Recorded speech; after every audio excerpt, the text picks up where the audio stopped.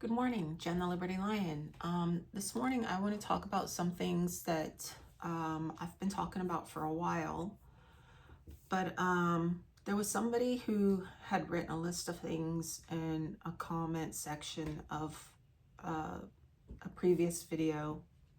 I think the second video back from this one when it's posted.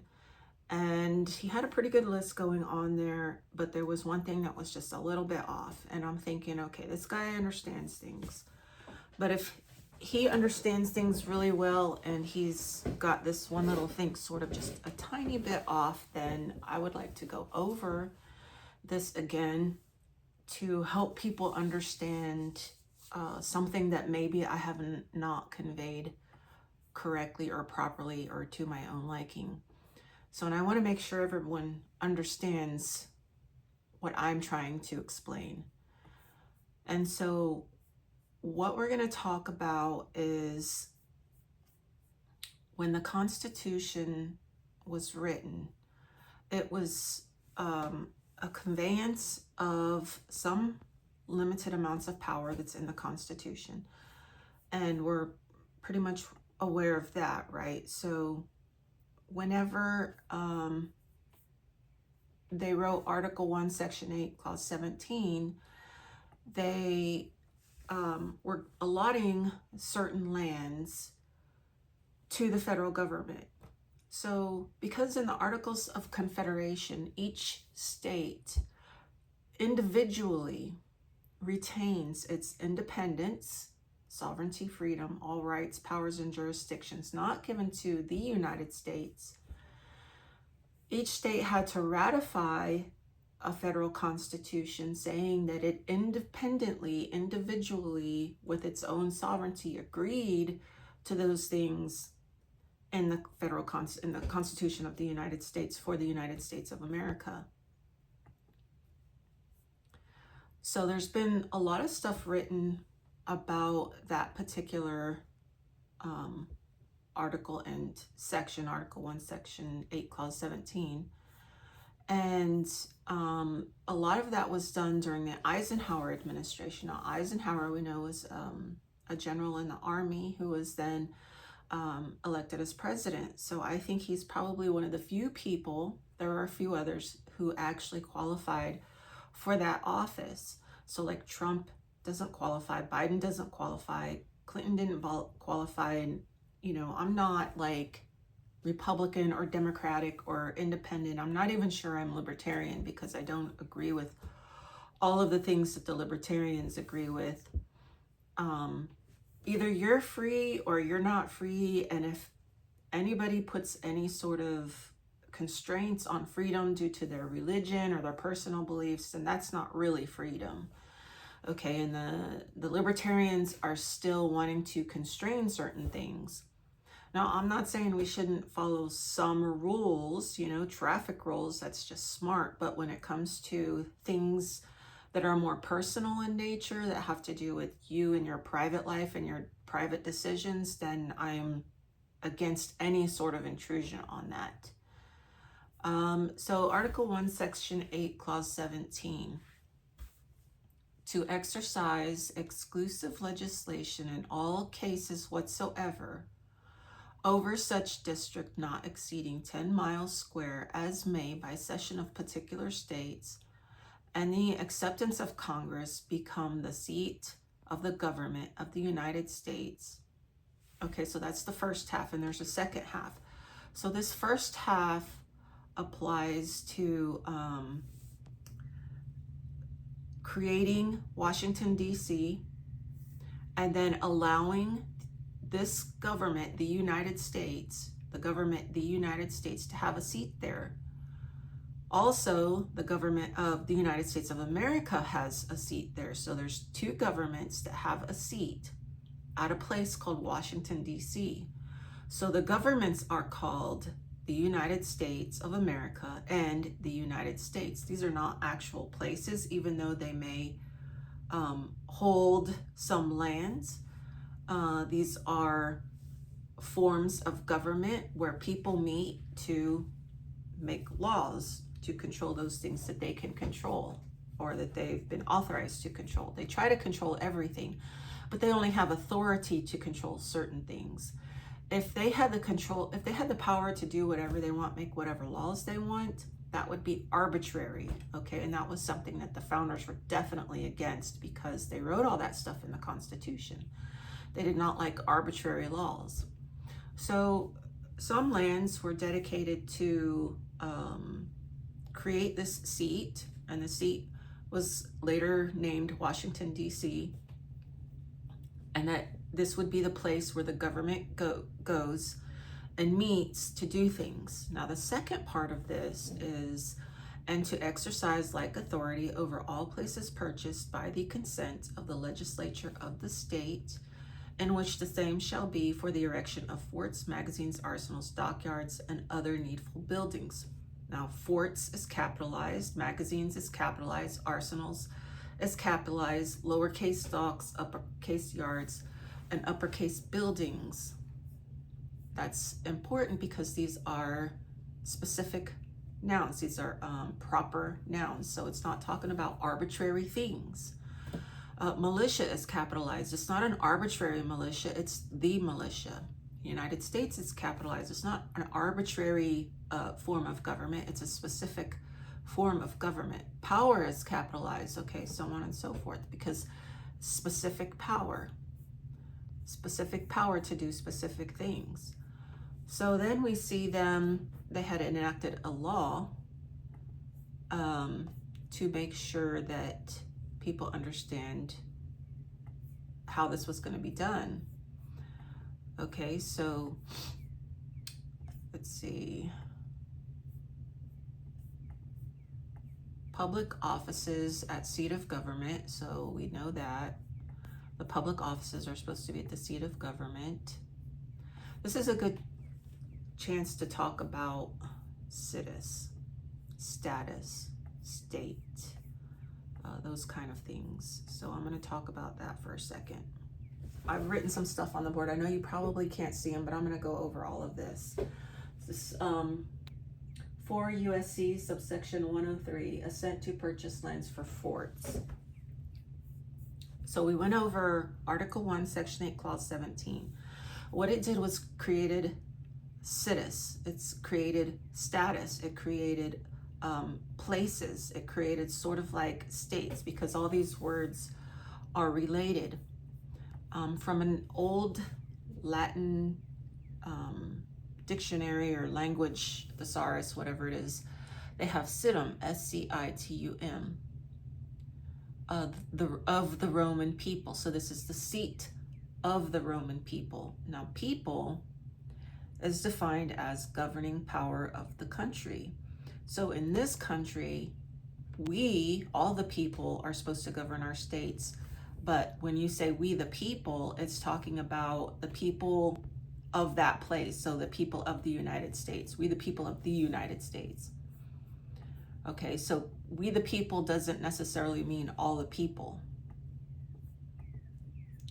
Okay, here it says the status, because status, situation, situs, state, standing, territory, site, S-C-I-T-E, S-I-T-E, situm, ordinance, statute. These are all words that are related to one another.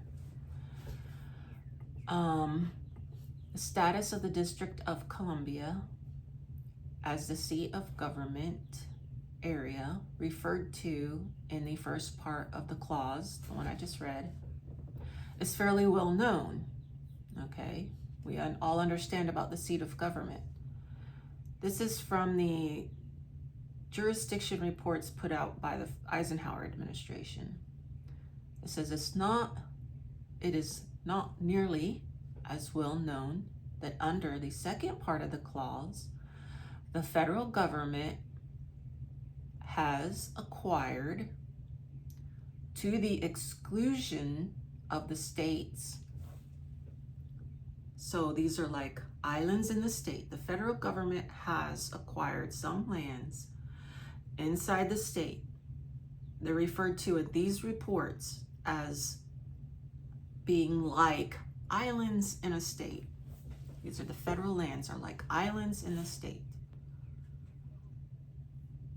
to the exclusion of the states. So it's sort of like taken out of the state. Now the land, you can't move the land, but what you do is you remove the authority of the state over these lands.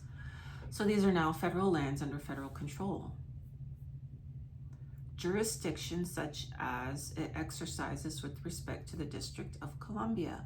So it's saying that, you know, we see that the District of Columbia, the seat of government, has exclusive, the United States has exclusive legislative jurisdiction over the District of Columbia. So when they bought or acquired lands inside the state, the federal government had exclusive or like jurisdiction over those lands. Mostly they were military posts. So when I read the article from the Article 1, Section 8, Clause 17 from the Constitution, the second part, it's talking about military places and the needful buildings on those military posts. It's not talking about just any land for any purpose. That's arbitrary again. We're against arbitrary things. To say that the Constitution has all these arbitrary things and, well, it just means this general thing and blah, blah. No, they were against that. They wrote all about how the king exercised arbitrary power in the Declaration of Independence. That's not what they wanted. So to sit here and say, well, it just means this and it just means that, and it's just sort of a general thing, that's just a bunch of BS. Okay, it's this way. That's why they capitalize the word power. It's this power and that's it, nothing else, because it's not arbitrary. They were against arbitrary. Okay, jurisdiction such as it exercises with respect to the District of Columbia over several thousand acres scattered over the 48 states. Federal acquisition of legislative jurisdiction over such areas has made them federal lands, or federal, it says here, federal islands within states, which the term enclaves is frequently used to describe. Okay, let's go back and look at, I've got a lot of things up here on my computer, so please bear with me. I'm going to go back and find, do I have internet? It looks like I might have internet. I've been out of internet. My internet ran out. It didn't run out, it just went off. Okay.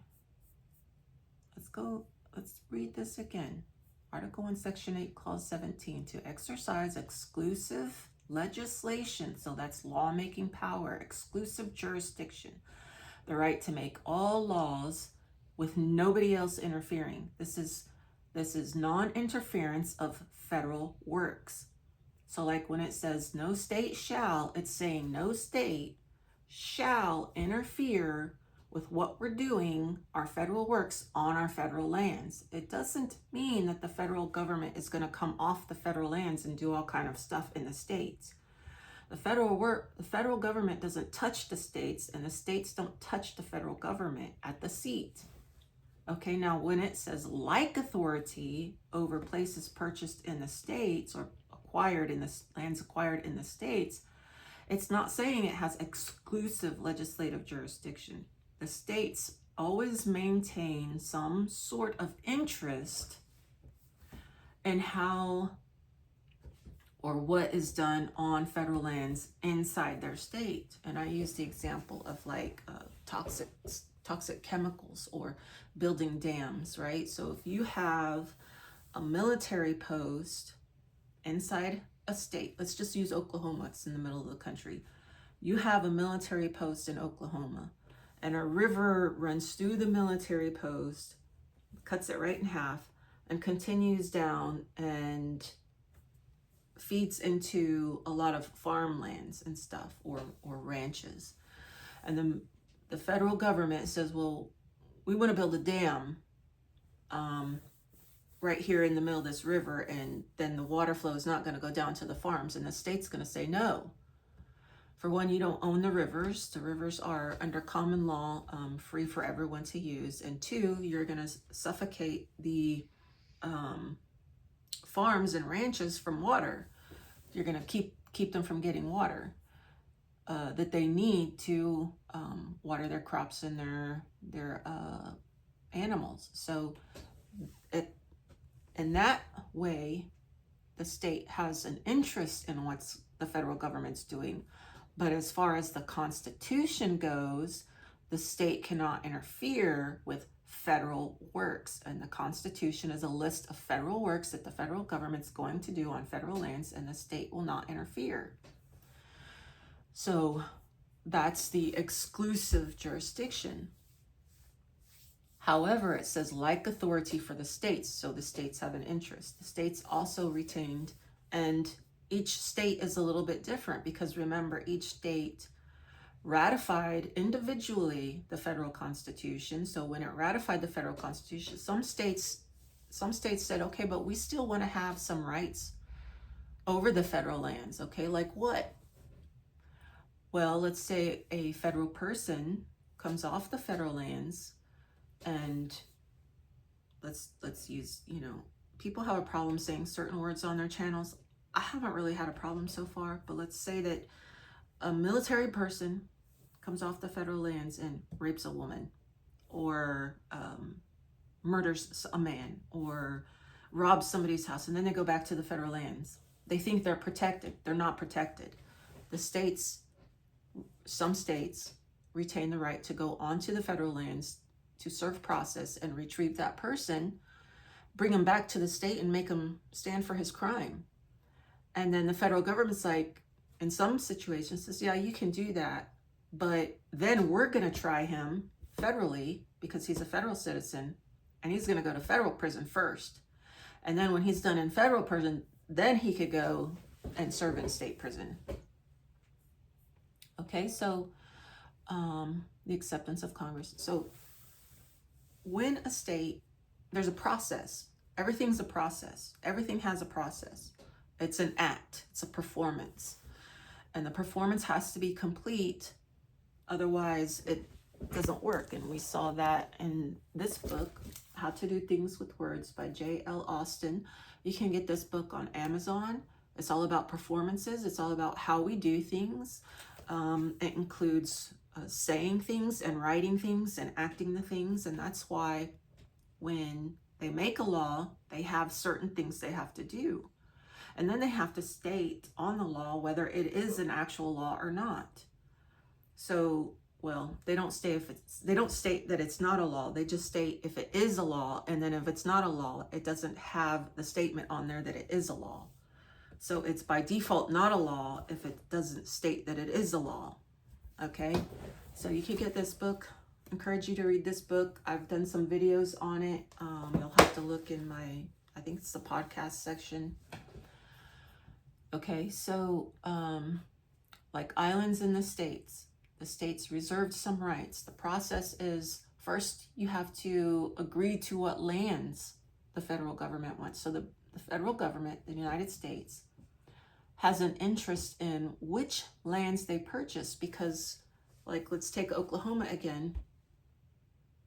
There's maybe not a lot of places in Oklahoma where you need to strategically locate a military post. It's landlocked. It's in the middle of the country. Like, nobody's going to go there and, attack right there in Oklahoma and then spread out. They'll be surrounded. So they do come in from the coasts, right? Or down up above. So, Oklahoma, I think, does have some military post for building like tanks or something, right? So, probably near railroads, right? Where they can load up and ship the tanks or equipment, whatever they're building out. So the government would say, no, we don't like where those lands are located. We can't build anything there. It's not strategic for military purposes. How about over here? And the state will say, no, we have too many people living on those lands. It's a lot of private property. How about over here? And then the military will say, yeah, we like that land, but we need more acreage. And they'll resolve all this situation with land, right? After they resolve the situation with the land, then the federal government also has to ask for the legislative power the right to make laws over those lands. So this is how we know that the federal government doesn't make laws for all federal lands, because when they buy federal lands, they still have to ask for permission to make the laws on the federal lands. And that's in 4 USC subsection 103, assent to purchase lands for forts. Who does it ask? It asks that particular state, because that particular state has independence, freedom, sovereignty, all rights, powers, and jurisdictions not given to the United States. It's not the United States of America in their Congress that decides what state is going to give what lands. They might get together and say, we have this much money. We need our military to have a post over here. They tell the military comes into the state and says, like, we like this piece of land, or we like that piece of land. And then we like our military Congress, the Congress of the United States, to be able to make lawmaking powers over those lands, ratifying, the Constitution, and complying with the Article 1, Section 8, Clause 17 portion of the Constitution. Okay, so when you go on Google, you can Google federal lands inside America, and you'll get all of these maps with all these little red dots all over it, and those are the federal lands, and those are where the federal government is supposed to make laws. Now, the only other thing they're supposed to do off federal lands is to make sure that the states don't make laws that interfere with the free flow of traffic. They're not supposed to be making laws for people to do things to keep them from being able to move freely. They're supposed to be making sure that the states don't keep each other from moving freely. That's their job, keeping peace between all the states, not creating more problems. The Congress of the United States of America also, as far as I'm concerned, and as far as what the people have said about the Articles of Confederation, is that the United States of America in Congress assembled was given no power over all the states, or each state independently. They can't go into a state and say, well, you have to do that. We're going to make a law and you have to do that. They don't have any power to do that in any organic law. The only power they have, the United States of America in Congress assembled, is to allow the military, the United States, to do things and to give them the money to do them. So where do you think the money comes from for the United States to buy lands inside the states? Okay, well, from all the states jointly, because it's to create a national military in the state. So there's this whole like synergetic kind of thing going on between each independent state, the United States military, and the United States of America in Congress assembled. Okay, so from there we get to site, status, statutes, ordinance, and all these other things, because they have to make laws for their federal lands. Those people have to make laws for their federal lands. Here is, now what I do sometimes is I take clips, little screenshots, little clips out of books, and I save them to my computer. So I don't always have a reference for what I'm reading to you, but I guarantee you nothing that I tell you is completely made up, unless if I make something up and I'm trying to get from A to B, I let you know. I say, look, there's no evidence for this, but I'm thinking, just thinking logically, to get from here to here, we need something like this to be in place. So then I go and I look for that missing link.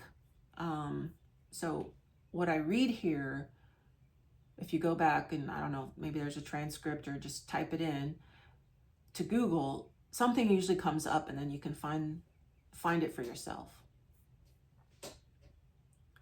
Okay, so this is just something I have up. It says, perhaps the greatest blow to federalism has come from the Congress's and Supreme Court's interpretation of the Commerce Clause.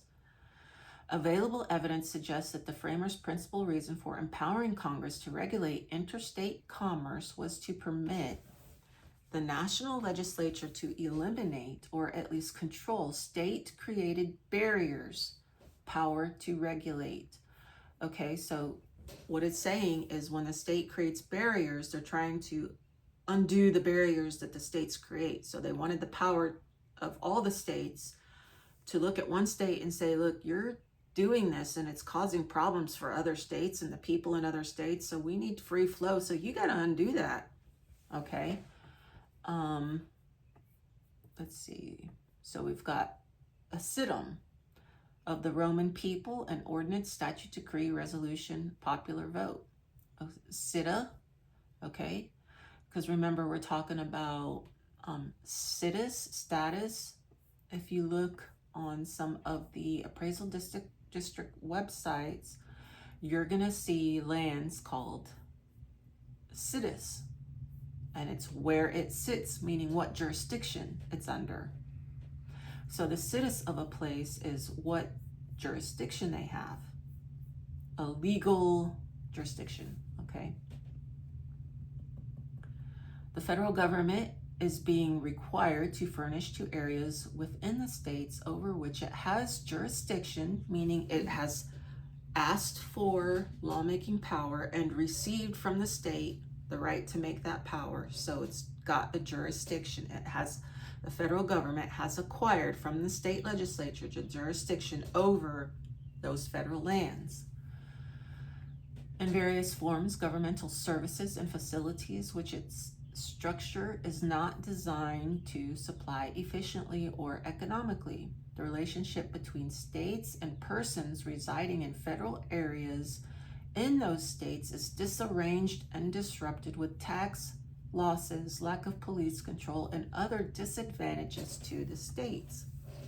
So the states are supposed to tax the people, and then the state is supposed to be taxed by all the states, the United States of America. And the United States of America is supposed to give that money to the federal government to do the things that the United States of America tells the federal government to do that are in the Constitution, as well as anything that they ask them to do outside the Constitution. So they have to pay for that. If you tell your creation to do something, you have to give the money to it to do it. But when some of these people went onto the federal lands, military or civilians, and they became just federal citizens, the state then lost some taxing power over those people. So then that they're saying that became a problem, that the state has lost some taxing power over some people when they went onto the federal land. So now we have an issue, a big, huge misunderstanding between who's a state citizen and who's a federal citizen and who's a state and a federal citizen. If you work for the federal government, you pay a federal tax, and then you also pay your state tax. But if you're only in the state, you're not supposed to pay a federal tax. That's on the face of some of the old IRS books. Many residents of federally owned areas are deprived of numerous privileges and services. So now that they became federal people, they've lost some of their state privileges and some of their state services. So they needed to make federal citizens also state citizens, but that does not mean that state citizens also became federal citizens, because we don't work for the federal government. Okay, voting, certain access to courts, which are the usual incidents of residents within a state.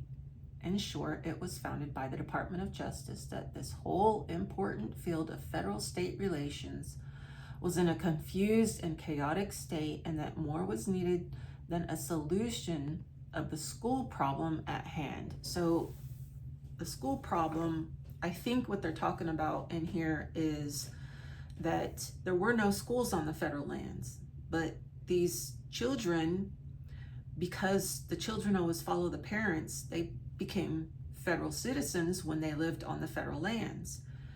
And some of them were born in the old days on the federal lands, right? Because women just had children in their homes and they had them on federal lands, so they became federal people. They had no schools, so they had to make contracts with the state to allow these, because the federal government doesn't pay state tax. Federal citizens, like the military people, they don't pay state tax. So because they're getting already paid by the state. But these civilians who work on the federal lands, they're still supposed to be state people. And then later they allowed the federal people to become state people, but they didn't have to pay a state tax because it's the whole money thing. You're going to be taxed on the money you get from a tax. Not right? But if you're a civilian and so you see how this is a confused and chaotic state. That's what they're saying. This is a confused and chaotic state. Who's supposed to pay state tax and who's supposed to pay federal tax and who's supposed to be exempt from federal taxes, or who's supposed to be exempt from state taxes, and all these other things. So the federal-state relationship was in a confused and chaotic state. These children needed to go to school, so they made a contract. The federal government made a contract with each independent state, because each state has its own legislators and its own government, and it can say, they can get together and say, yeah, we'll make a contract with you. No, we're not going to make a contract with you. You're going to have to figure it out. So in some states now, there are schools on federal lands. In some states there are not, because some states allowed the federal children, the dependents, to come off the federal lands and go to school in state schools. But then the federal government said, but we want them to learn certain things. So now we have federal things being taught in state schools, and now we have another confused and chaotic state, because we're all taught to be federal citizens, and we're not federal citizens. We're supposed to be state citizens, only state citizens, unless we are on federal lands or we're working for the federal government, or a part of this confused and chaotic state. Confused and chaotic problem. They say state, confused and chaotic state. And that more was needed than a solution to the school problem at hand. There was needed a thorough study of the entire subject of legislative jurisdiction, with a view towards the resolving as many as possible of the problems which lack of full knowledge and understanding on the subject had bred. This was written in the 1950s, okay, during the Eisenhower administration. Privileges, a law concerning an individual. Private status, privileges and immunities. So when the Constitution is talking about the privileges and immunities of the people of the several states, it's talking about when a person becomes a federal citizen, that they also still retain their state privileges and immunities as a private citizen, okay? So that wasn't always the case. I think that people misunderstood the Constitution for a long time. And here, when Washington resigns his commission as president,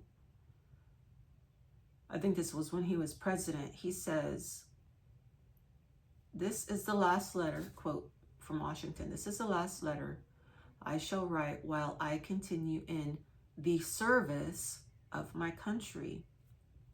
He has a commission. As a commissioned officer, he is in the service of the United States. He is a federal citizen for federal purposes, under federal oath, under contract to serve. He's getting paid to do things. If he's getting paid to do things, he's in service. Who's he in service to? His country. This is the last letter I shall write while I continue in the service of my country. The hour of my resignation is fixed at 12 today, after which I shall become a private citizen. Private citizen is natural born. Now we can go back and look at the Constitution, if I can find it on here. And we will see the qualifications for the president are a natural born citizen or a citizen of the United States, right? Let's see if I can find it. It's Article 2. Okay. No person except a natural born citizen, a private citizen in the state only, not in federal government, or a citizen of the United States, or a person in federal government. So it's saying we're not limiting who can be president. It can be a civilian, or it can be someone in the military, a natural born person, or a citizen of the United States, a federal person, a private person, or a public person, a person not in service to the federal government, or a person in service to the federal government, in service to their country. But there's a caveat. You must have been 14 years a resident within the United States. You must have been 14 years in the United States. Now it says a resident within the United States because it's not saying that you have to have been a commissioned officer. You could have been an enlisted person, a troop, whatever. I think that's what it's saying. So it's not saying you have to be a certain status in the military. You just had to have been in the military for 14 years. The reason why is because Washington, after he fought in the Revolutionary War, he had 2 commissions, I think, during the Revolutionary War. He got out of the military. He went back home. And then after the Constitution was written, they were like, hey, be the first president. And I believe an election was held and he won. But he had at least 14 years military service because he was in service before the Revolutionary War. Okay, I believe so. I believe he was in service before the Revolutionary Wars. So he had at least 14 years of service in the United States, of service to his country. That might have been part of being in the militia, okay, because the Declaration of Independence is what started us down the path to being a country formally created. So it's saying that the president has 2 offices. He's the executive of the United States of America, and he's the commander-in-chief of the United States. So he's a civilian and he's military. He's a private person and a public person. But in his offices as president, he's both public, but one is a civilian and one is a military person.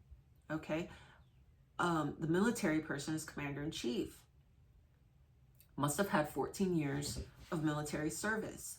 So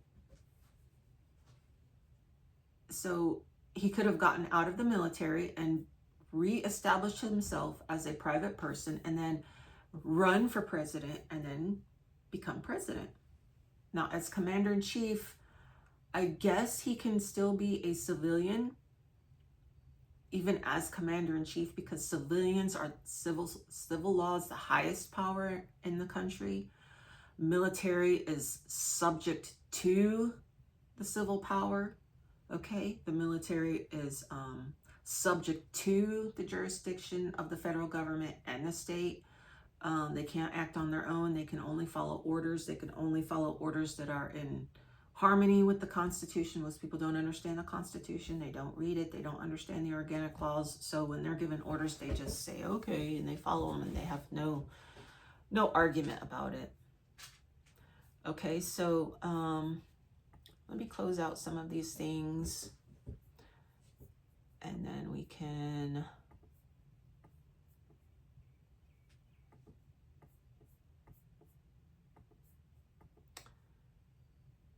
greatest blow to federalism, SITM, I've read that. Status of the District of Columbia and jurisdiction, read that. Washington's retirement, this is the last letter I shall write while I continue in the service of my country. The hour of my resignation is fixed at 12 today, after which I shall become a private citizen on the banks of the Potomac.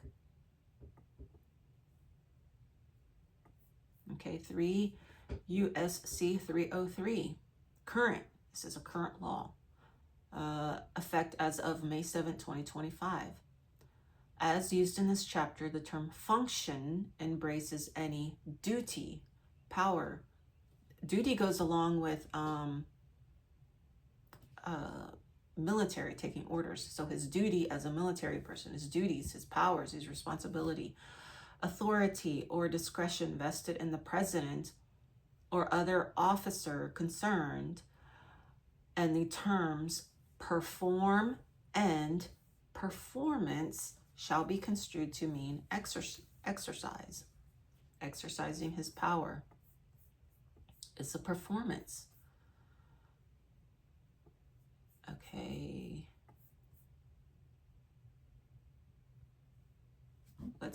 I'm going to read just this first 3 paragraphs. It's the first chapter of one of the books, Jurisdiction Over Federal Areas Within the States, Chapter 1. This is an outline of the study. There's more. You can read these. These are online. I've posted them in some of my other videos, the links.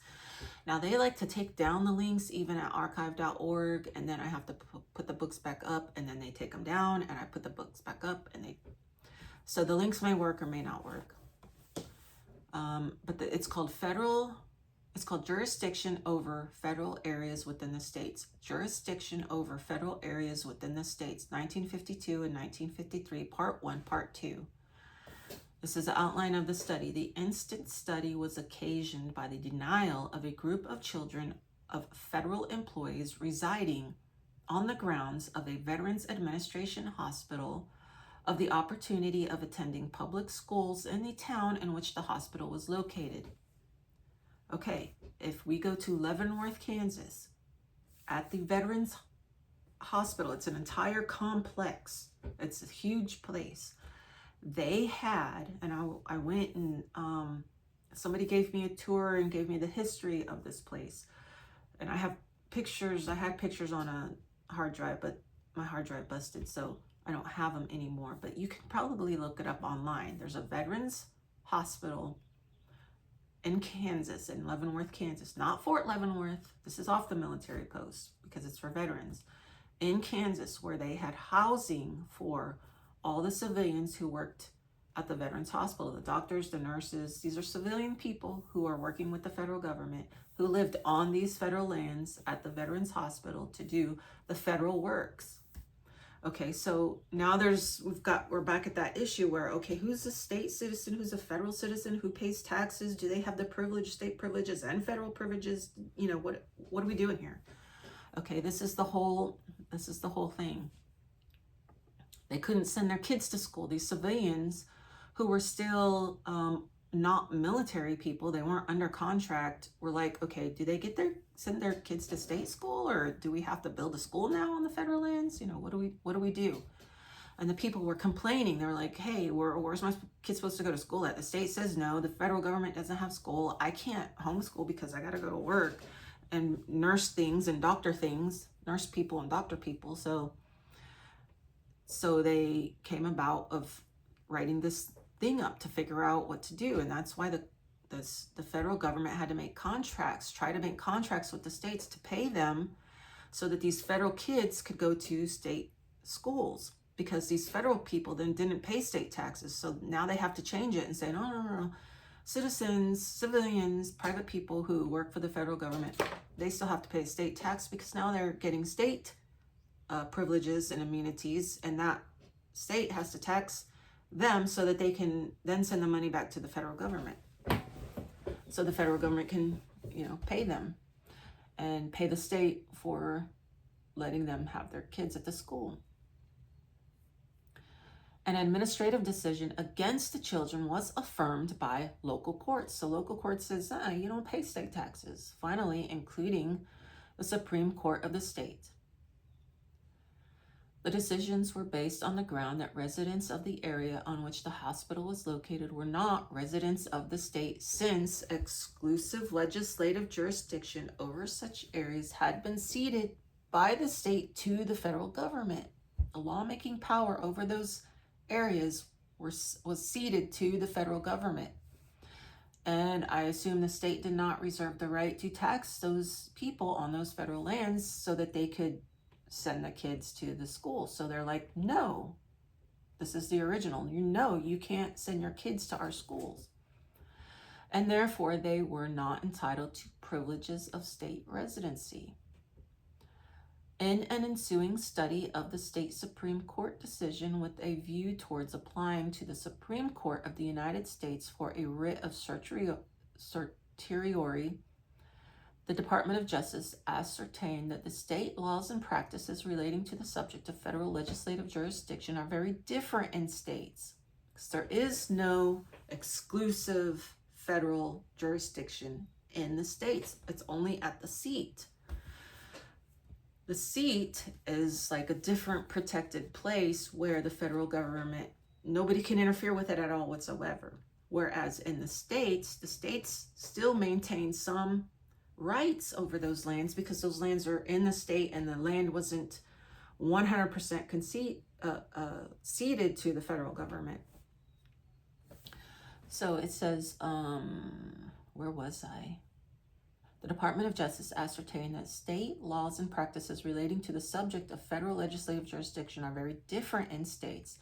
The practices of federal agencies with respect to the same subject vary extremely from agency to agency without apparent basis, and that the federal government, the states, residents of federal areas, and others are all suffering serious disabilities and disadvantages because of a general lack of knowledge or understanding of the subject of the federal legislative jurisdiction and its consequences. So they're trying to sort all this out.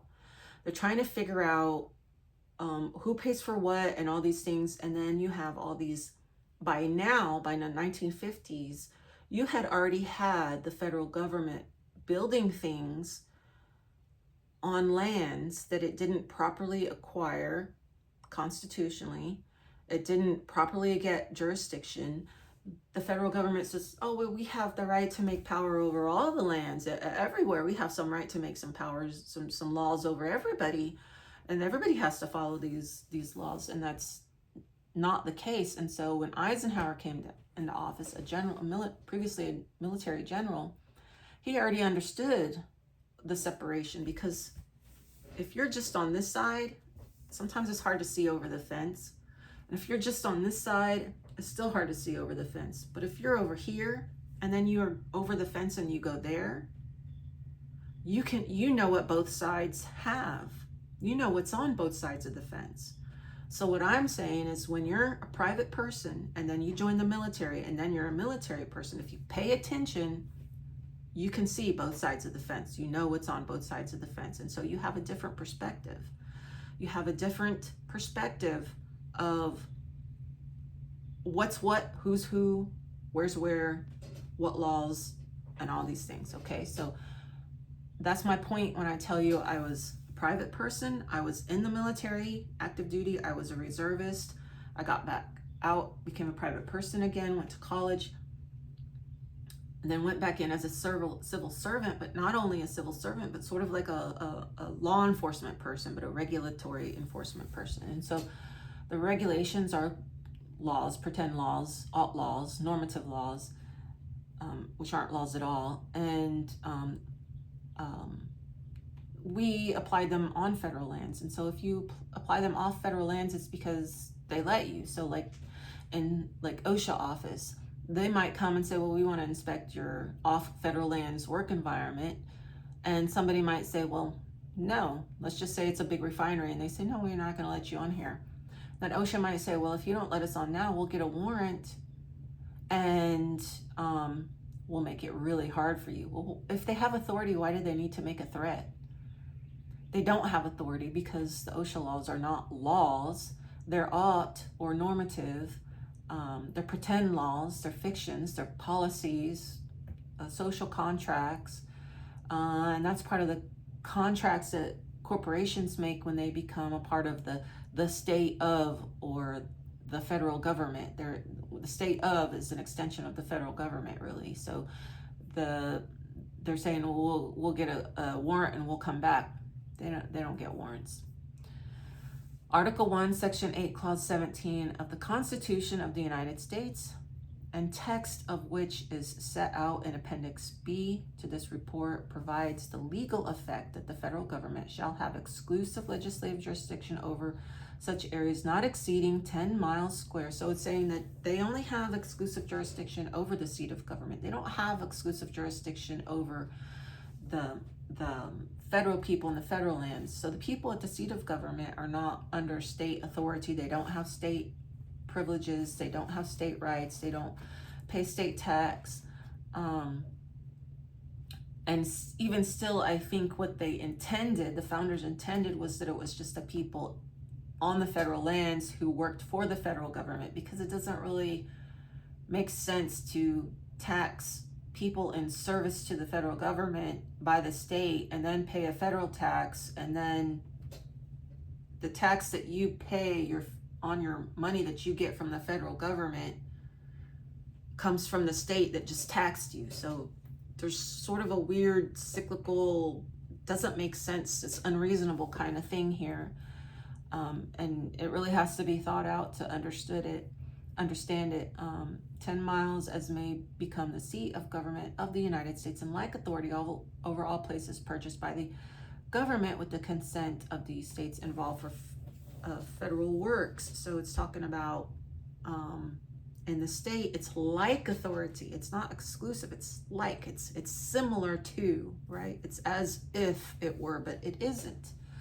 So is like, or as if is not is, okay? As if, like, similar to is not is. So there's another book I got around here somewhere that says similar things are not exact. So it's saying like is not exact. So like authority is not exclusive authority. Okay, and I have like a ton of other things I could show you, read to you.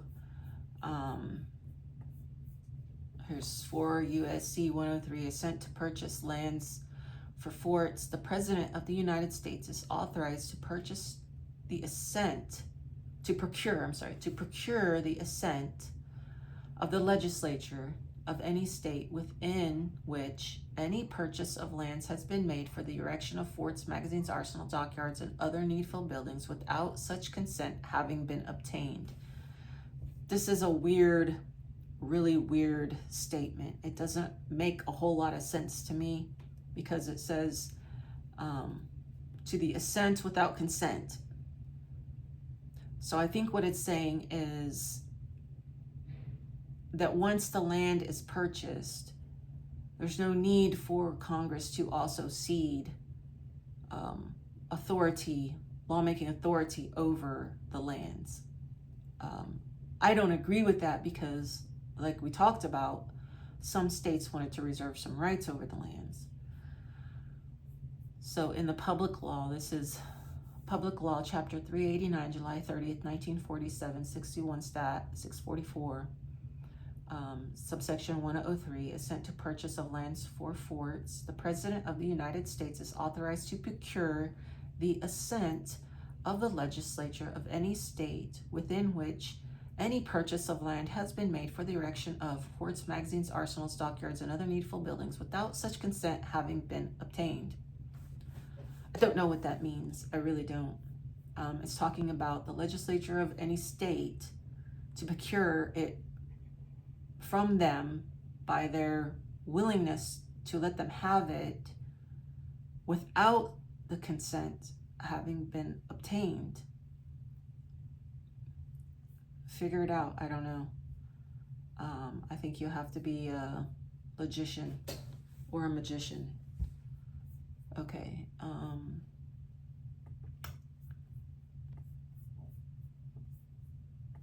I've got some stuff on military law here. We've got, I know I've got something here on the CITES from the laws, the current laws. There's a whole bunch of stuff you can read on this. We've got enacting clause, repeal, what is this one? 4 USC, okay, I already read that. And we have people, government, we have SITE, site, SCITE, site, CITES, SITUS. All these words are related: status, standing, territory, state, where something stood. We have Woodbury and Minot. It talks about the federal government. It's United States versus Woodbury and Minot. Woodbury as in the actual case law, not the little town in Walking Dead that the governor had jurisdiction over or claimed power over. We have a proclamation. Remember in the last video I told you the military Congress has authority using their own enacting clause, and that's how you know something is done by the Congress created in the Constitution. It's the enacting clause is the United States and Congress assembled, not the United States of America and Congress assembled. The United States of America and Congress assembled is supposed to make sure that the states don't fight with each other. The people in the states don't fight with each other. The people in the states don't fight with their government. And laws for the United States. So United States v. 1, Woodbury and Minot, page 76. I cannot find the actual case law.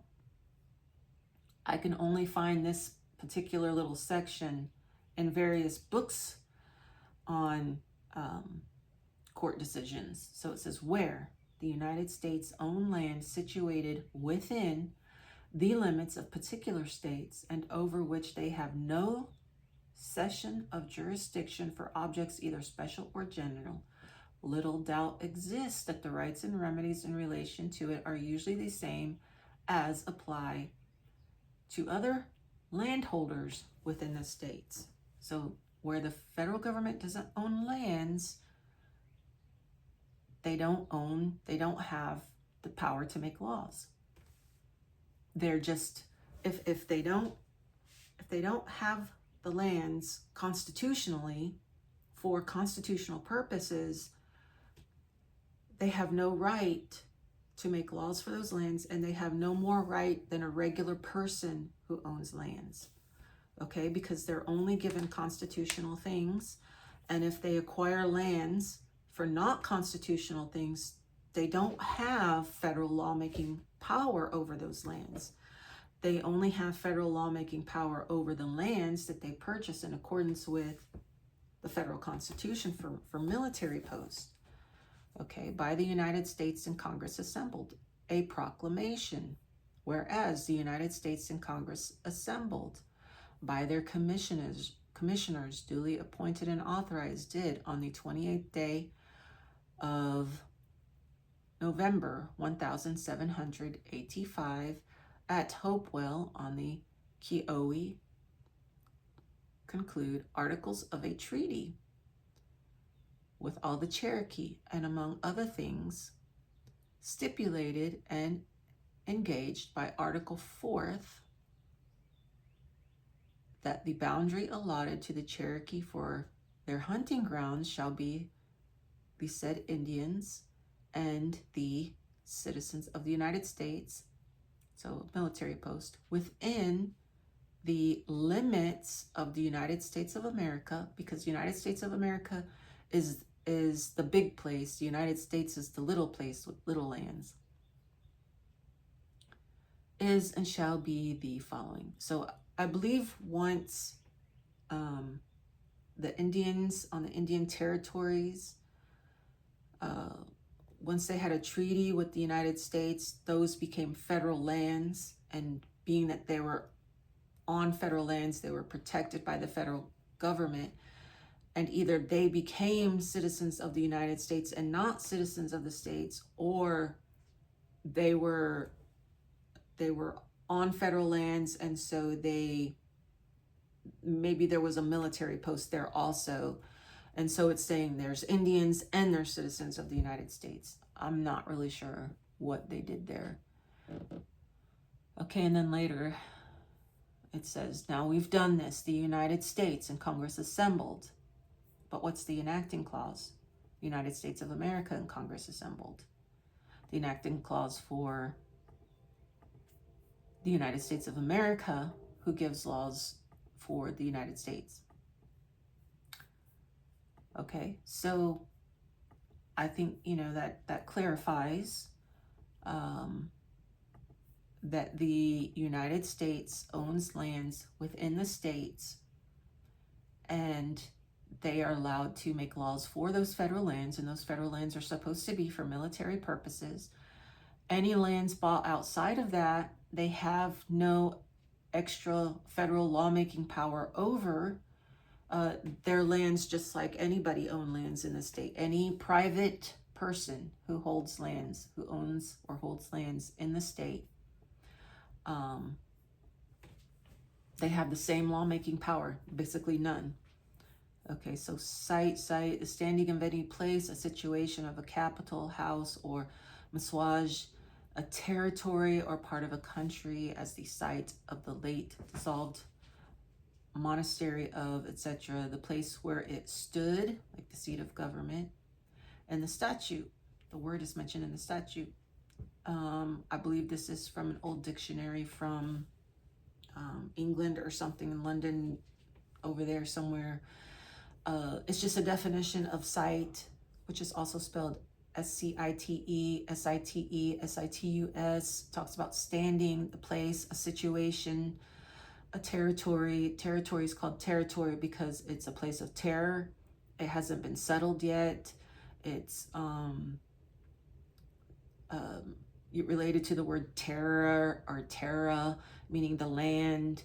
I don't know if you've seen some of these videos where they talk about city people going into the forest or whatever, and then they freak out.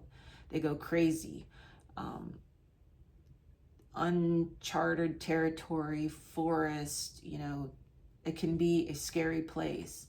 You're basically not protected by anything that you don't have on you. So there's not, roads or anything like that. You can't like jump into a house and shut the door. So private property for public use without just compensation. That's something for another day. Okay, so site, siddhis, standing, statutes, siddham, ordinance, decrees, they're all tied to what land you're on. Federal government has the siddhis, or the statutes, or the lawmaking powers for federal lands. The state has the siddhis and the statute power off federal lands in their state. When you're in the state, that's your situation, that's your siddhis. When you're on federal lands, that's your situation, that's your jurisdiction, that's the siddhis. And so the states each independently ratified the federal constitution, agreed on some lands, and then gave the lawmaking power over those lands to the United States for the purposes of federal works, which are in the Constitution. And then the United States of America, when it convenes in its Congress, all the states, they can pass these laws for the United States, so that the United States, just to aid it in being able to do the federal things that the United States of America tells it to do. Okay, so I don't know when I'm going to be able to upload this video. Today is the 15th. I have things to do and my internet's down. It's supposed to be back up here pretty soon. I have to go out to like Chick-fil-A or to the library or something to upload it, and I don't know when I'm going to be able to get there. So this video is going to come a little bit late, a day or two late. So, but this is basically a clarification for something that we've been talking about, and a lot of new people are on here. So this is how the federal government gets lands in the states according to the Constitution, and then some things that were written about it, and what jurisdiction is, what the status is, what your situation is, where your land is, where you are, if you're under contract or not under contract. It's all related. Okay, so with that, please like, share, and subscribe. I don't know if I'm able to get on Facebook. I tried to get on Facebook last night and I couldn't get to my account, but it's still up. So it's Jen the Liberty Lion on Facebook. I guess you can go there and maybe you can see where I've posted videos, but as of right now, I'm unable to get on there, and it's not an internet issue. It's some other issue, some link issue. So you can go to that Facebook page, but I don't know if I'll be on there or not. So please like, share, subscribe, post these videos on your Facebook page, on your whatever social media you have. and help us build this channel up so that we can all understand the federal laws and where they apply in the Constitution as the founders intended it, which is basically written in stone. It's very small. It doesn't mean what people think it means. And hopefully from there we can start understanding where we stand and where they stand, and that the fact that they don't have any power over us. And if we agree to things, we're just doing it voluntarily, because we can't be forced to follow federal things when we're not federal people and we're not on federal lands. We do it because we choose to, and that's why they ask you, are you a federal citizen? They don't just assume you are because we all are. They ask you if you are, because there's a relationship between the federal government and the states to supply services, for the states to apply services to the federal people. And so those questions are for them to get state privileges, not for us in the state to already, have state privileges. But once we agree to be a citizen of the United States, now we're under the state thing, the federal things. Okay, so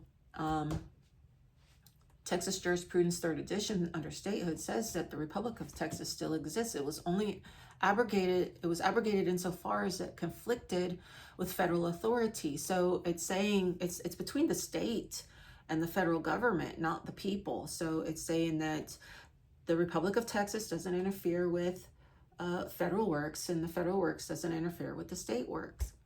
The only time the federal government can come off federal lands is when the state calls it.